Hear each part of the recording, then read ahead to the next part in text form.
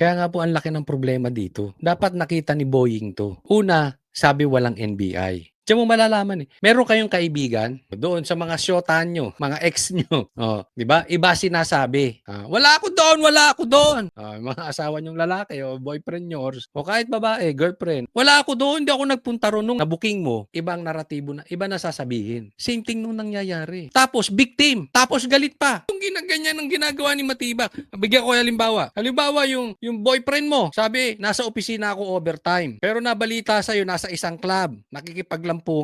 Nahuli mo. Kala ko ba nasa opisina ka? Hindi! Sinabi ko ba opisina? Kahapon ko sinabi yun. Ngayon, kasama ko boss ko.